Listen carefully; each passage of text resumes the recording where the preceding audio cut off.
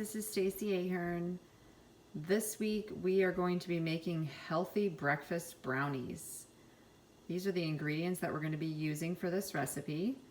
We have cocoa powder, vanilla, applesauce, old-fashioned oats, brown sugar, milk, and 1 egg. A couple things to know, it does call for unsweetened applesauce if you have that. And it also calls for quick oats. I had a bunch of old-fashioned oats, so I'm using those. And from my experience, you should be able to go back and forth with either one of those two kinds of oats, and it will be just fine. We are going to be using 2 1/4 cup of quick oats, 1/4 cup of brown sugar, 2 tablespoons of cocoa powder, 1/2 cup of unsweetened applesauce, 1 egg, 1 1/2 cups of milk, and 1 teaspoon of vanilla. Go ahead and get those ingredients ready, and then we will start to make our brownies. Okay, so here we go. We're going to make our healthy breakfast brownies. We have a mixing bowl and we have a 9x9 pan that you're going to have to grease before you do this. And go ahead and get your oven set to 350 degrees. The first thing we're going to do in a large mixing bowl is add the oats. And the oats again were 2 1/4 cup.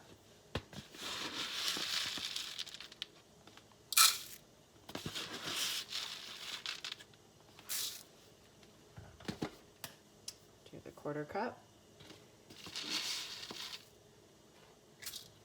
And the brown sugar is going to get mixed in with that as well, and that is 1/4 cup of brown sugar. This. And then you're going to go for your 2 tablespoons of cocoa powder. A lot of different kinds of cocoa powder in the store. It doesn't necessarily have to be Hershey's. It's whichever one you can find. Once you have those ingredients in your bowl, you can go ahead and stir those together. Got cocoa powder all over my hands here. Okay. Go ahead and stir those together a little bit.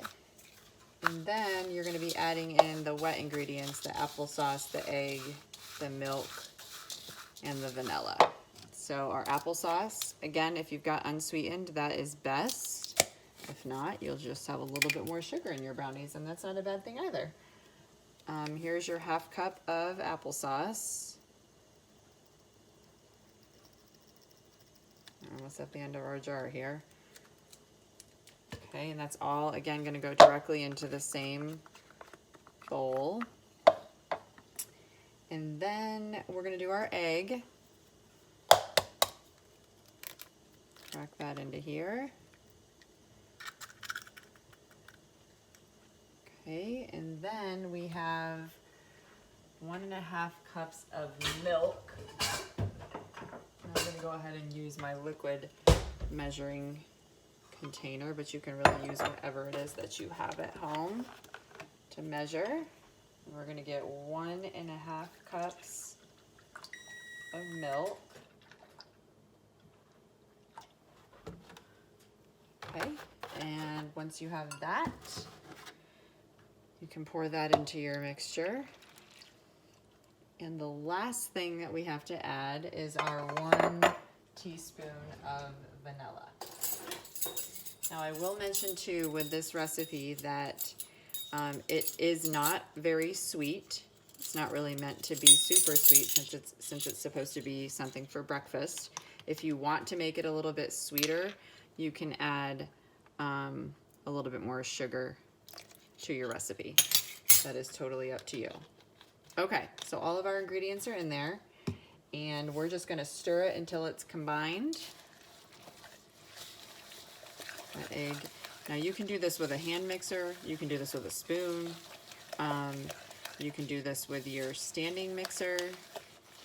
Really, it doesn't matter, but it's really honestly just a little bit of a stirs, so this way is probably the easiest because it's obviously less cleanup as well. Now it does look like it's a little bit watery, and that's okay. That's the egg and the milk, and that will eventually bake off once you get this in the oven. So here we go. We have our mixture, everything all in there. We have our pan greased with a baking spray. If you don't have a baking spray, you can use shortening and some flour or something of that sort, just to make sure that it doesn't stick. So then we pour this into our pan.